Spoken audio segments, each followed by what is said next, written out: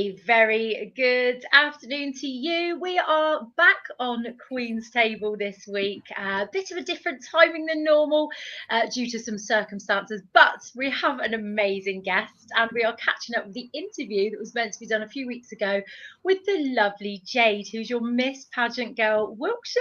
How are you, Jade? I'm good. How are you?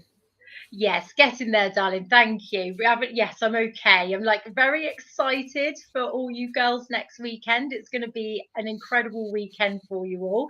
It is the Yes. grand final of Pageant Girl, and Pageant Land will be in full swing next weekend. How are you feeling? Um, Excited, but I think it's crept up quite quickly. Obviously, this time next week I will be in rehearsals for the Pageant Girl finals, which is actually quite surreal to think of.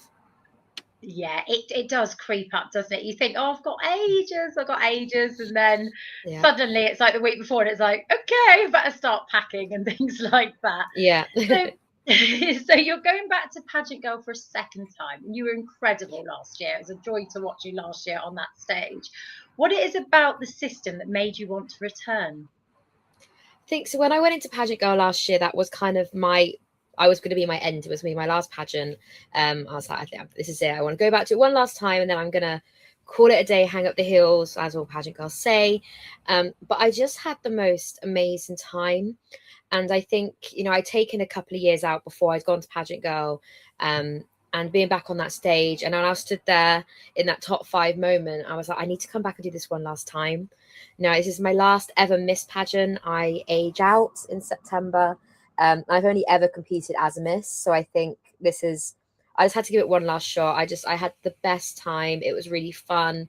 I think because you've got like the jeans and t-shirt round, you have that really personality round and takes the pressure off having loads and loads and loads of outfits, as some systems do.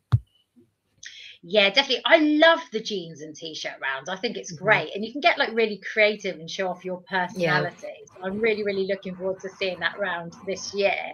But I enjoyed it so much last year. So you just think, oh, jeans and t-shirts round, but then all, the girls just bring out their Yeah. personalities in different ways with the jeans and adding embellishments and different things to Yeah. represent things. Oh, it's a wonderful, wonderful idea.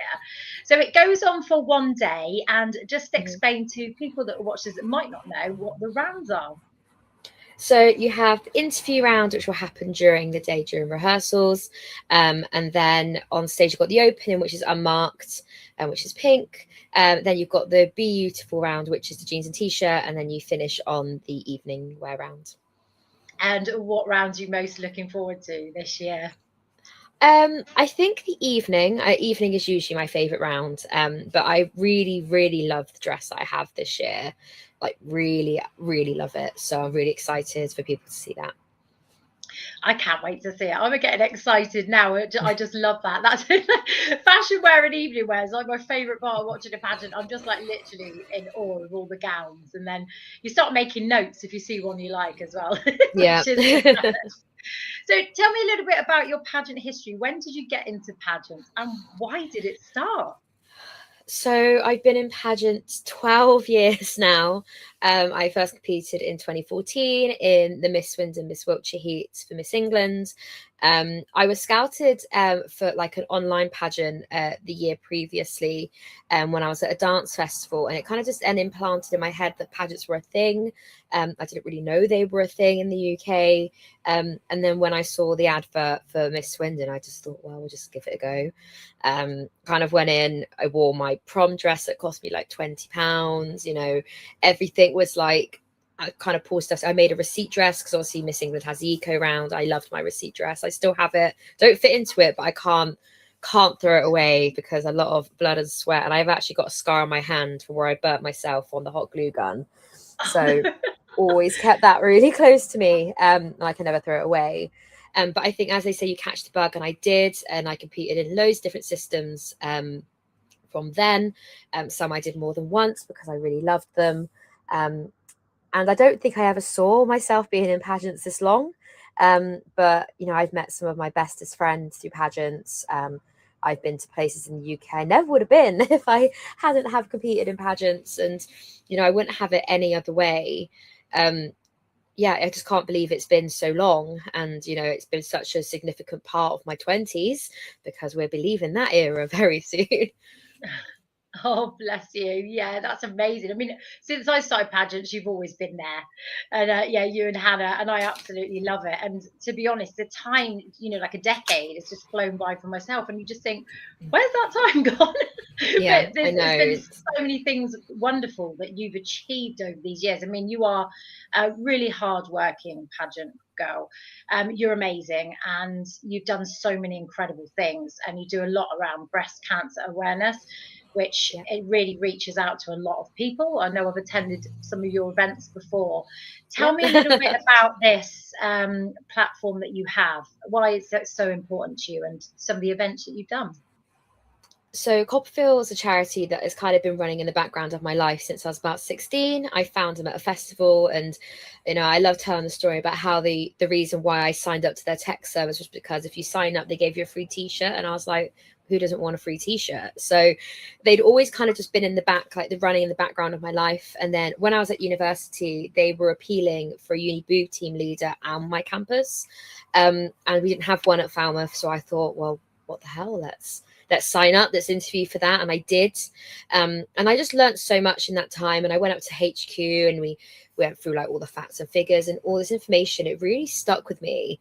And, I think, I know I did. You associate cancer and breast cancer with older people and not necessarily younger people. And I had such an amazing time on campus. I did a boob ball tournament. We did the 12 days of Titmus and all these really exciting campaigns that we ran. And I just knew I wanted to keep doing things with Copperfield from then.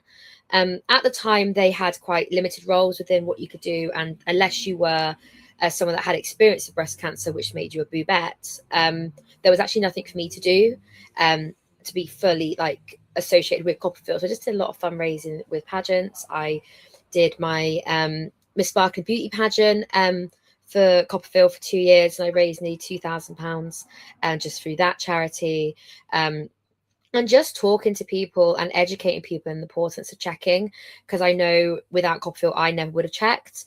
So which is why I do what I do. And then in 2020, I had a scare of my own. So I found a lump during lockdown, which I then went on to have removed.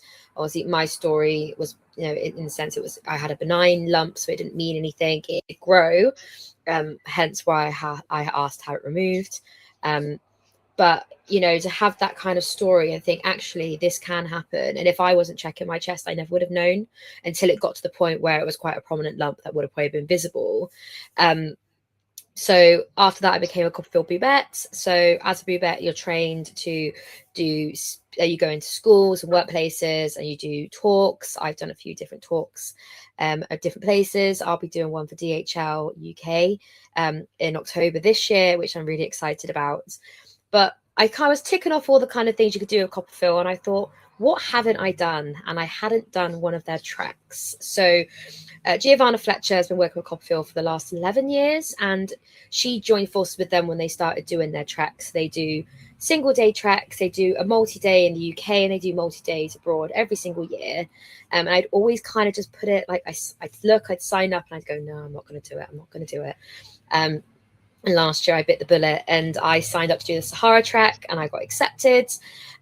So last November I went to the Sahara Desert for a week to trek 100 kilometers. And I had to raise a lot of money to do that. So the minimum you have to raise is £3,000. I raised just over £5,000 through a year of lots and lots of fundraising. It was super, super busy. I did the Cotswold Marathon, walking. I don't run.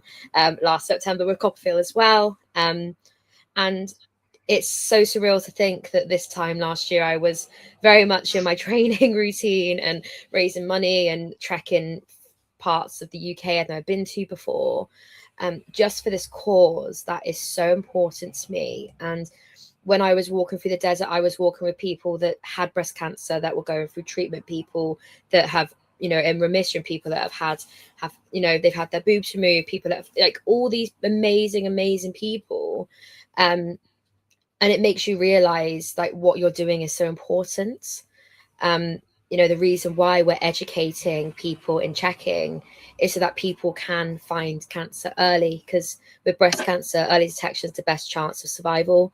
And yeah, I just think, what more, I don't think I could have done anything more amazing than going to the Sahara Desert just to raise money and awareness for such an amazing charity. Yeah, you're an absolute legend. And do you know what? Even like myself, I came to one of your event, and I remember you reminded me to actually obviously check my breasts. You check on a regular basis. I think you were giving out like door hanger things, which Yeah. tells you to remind you and stuff. So I brought that home, and that's my little reminder. And it's amazing that you're doing that, because just finding it early could actually could even save someone's life realistically, couldn't it? Or get the treatment that they require early. But that's absolutely amazing. But yeah, this horror trip, that sounds like a lot of walking. That It sounds hard was work. one of the most amazing experiences I've ever had, but one of the hardest experiences I've ever had. You're stripped away from society, from your luxury items. We went 2 whole days where I had no signal at all. And, you're having conversations and think, oh, I'll just Google that. Actually, I can't, because I don't have a single bar of signal. We're walking with a local team. So we had like Moroccans there with us who were cooking our food and moving our tents and all of this stuff. And, to think, like, I don't think anything could really prepare you. I knew I wasn't going to have signal. I knew I wasn't going to be able to chat to my family and my partner and any of that. And I had more signal than I thought I was going to have. But, when you're out there, and I know one of the days I got pulled out of the desert, pulled out of the trek to go back to camp because I fractured my ankle just over a year ago and didn't go to the doctors because I'm silly. So was going through kind of physio and everything with that last year, and it had a flare up the day we went on the sand dunes, which none of my photos do that justice, how absolutely magnificent they were. But obviously when you're walking through Dando, everyone knows you're sinking, you're trying to like walk up these sandy hills, and my ankle just couldn't do it anymore. So they pulled me out a couple of kilometers before camp. And I just remember how heartbroken I was to have to get in that. It's very dramatic. The Jeep comes out and you've got all the smoke coming off the Jeep, and you drive away. But to think I was having those moments and I couldn't like go to a friend, and I couldn't go to my boyfriend or anyone in those moments when there'll be the people that I go to, but your whole team, they just surrounded you in that moment when you were broken and you didn't think you could go anymore, and everyone just cared so much for each other. So there was 124 trackers in the desert. There was 32 on my team. So I was team Carrie. So I had theatre legend Carrie Fletcher, Tom Fletcher's sister, as my leader, and she's the most amazing people. And I was told going into this experience that I was going to make friends for life. And there is not a day we don't talk in our group chat. We did a reunion in February. We're doing another reunion to celebrate our trek anniversary in November. The people that are complete strangers, people I didn't even know this time last year, that I've shared some of my deepest, darkest secrets and like moments. And you're so vulnerable when you're in the desert, that you're having these conversations with people you've known like 2 hours, and it's something so special. And it's really hard to put into words, the experience, because it was just something that I don't think anything will ever top it. And nothing could ever compare to it. I'm never going back to the Sahara Desert. I would recommend, if people ever want to do the Sahara trek, do it. It is the most incredible thing. I personally won't be doing a second time. I have hung up my walking boots for the time being. Honestly, it sounds like such an experience, and one, like I say, you must be so proud of like that achievement there, because that is a lifetime achievement right there. Like it's just an incredible thing to do, and something that, like I say, it reminds me a bit like I'm a Celebrity, Get Me Out of Here type experience, where you've got that group and you bond, but it's a real tough and there was a moment that I actually, so when I did my sash reveal on the desert, so I went a bit, although I was entered into Pageant Girl from last, like as soon as I came off the stage, I entered back in again. I was trying to focus on the fact I was going to the Sahara Desert. So I did my sash reveal in the desert, and literally moments after I took that photo, we were evacuated from the desert because there was a sandstorm hitting. And you know, when we woke up that day, it was really windy, and it's not usually that windy in the desert. So we all kind of knew something was going on, but no one was really saying anything. We trekked as we usually would, and we were at the top of this kind of mountain, and they were like, you need to get down, like it's not safe. And you couldn't even, like, we were on like quite flat terrain after this little bit of a mountain we've done, and you couldn't even see camp because the amount of sand that was in the air. So I did that photo. We got put in the back of a Jeep, and then it was very I'm a Celeb style, driving out to this. There's this, like, it's called a Casbah. It's like a hotel, but obviously it wasn't like prime season to be in the desert when we were there. Like, I did not see another person. I maybe saw 3 locals that weren't part of the trek when I was in this desert. And they opened this hotel up so that we could all stay in it. And that proper shower we got to have there was the most amazing thing, because you don't get to shower properly when you're in the desert. Yeah, I bet that was lovely. I can I can Yeah. understand that, I think, because I've done many a Glastonbury festival where you don't shower for a few days. So how long did the whole thing take out there? How long were you in the desert? So I'm trying to think now. So I flew on the Saturday, and then we were up super, super early on the Sunday morning to start I think it took us like 9.5 hours to drive into the desert. Mhm. And then we were in the desert. So we trekked 10 kilometers on the first day. We trekked then the Monday, Tuesday, Wednesday, Thursday, kind of a short trek out on the Friday. And then we drove to, I can't even remember what the place was called. So it was kind of like a stopgap place where we had our kind of finale dinner, finale party. Bimini was one of the leaders. So Bimini, drag queen Bimini, did a show, and it was amazing. And Bimini because there Bon was so much, Boulash. it honestly was just like, I can't believe I was in the desert. Actually, Bimini has my phone charger. I lent them my phone charger at the airport, and then they couldn't find my phone charger, so they gave me theirs, and I still have Bimini's phone charger. It's my little claim to fame. But we Amazing. traveled in 2 groups. So I was Group B, so I flew out on the Saturday, whereas the first group flew on the Friday. So on that Friday night, we got separated again. Then I got kind of a down day. We got to go experience Marrakesh. And I came home. So I was properly in the desert for about 5 days. But it goes so fast. Like, you're up at the crack of dawn. Like, you had, like, you know, kind of Moroccan music wake you up at like 6 in the morning. And then, you know, you're going to bed, you know, at kind of like 9, 10 o'clock at night. You weren't getting a great deal of sleep. But, you know, it's like, because it's just like the sun, when it gets like the sun, it's not like a gradual sunset that you get here. Like, the sun's going and then it's just gone. And same with like the wake up, you kind of that couple of moments where the sunrise is beautiful, then the sun's just up. It's just completely different. But yeah, it was hard. You know, different, you know, portaloo toilets, and kind of throwing water on yourself. Not really, but you know, you appreciate showers a lot more now. Then now I can have one whenever I want one. Oh, amazing. Oh, that sounds like I mean, what an experience. Mhm. That sounds incredible. I'll be Googling this later. I'm like going to look into it now. It just You sounds can like a you can do it with life-changing loads thing. of different you could do it with loads of different charities. Obviously, I opted to do it at Coffield because they are just a charity that I resonate Mhm. so much for and with. But loads of charities do it. And yeah, it's, you know, you're driving up through the Atlas Mountains, and just no photo I've taken really does what I saw justice. Mhm. And I took a lot of photos when I was there, but no, it is just, yeah, like, it's so hard to put into words to think that, you know, that's something that I've done. Um, Mhm. and I raised lots of money in that experience. And I think, you know, it was being there knowing I'd raised £5,000 for Copperfield and all the awareness things that they do, you know. And to be fair, our trek was the highest fundraising trek that they've ever done. So I think we did, I think, £800,000 just from our trek alone, Wow. which is like an obscene amount of money, but Mhm. it's gonna change so many people's lives. Yeah, definitely. That's incredible. Well done, you. So, well, thank you so much for coming on Pageant Land. It's been an absolute pleasure, and what an interesting story. I could like listen to you for hours about this. So probably next time we catch up in person, I'm going to be asking you even Yeah. more about it. But that is fabulous. And all of us here at Pageant Land obviously wish you the best of luck next week. We're very excited to see you back on stage.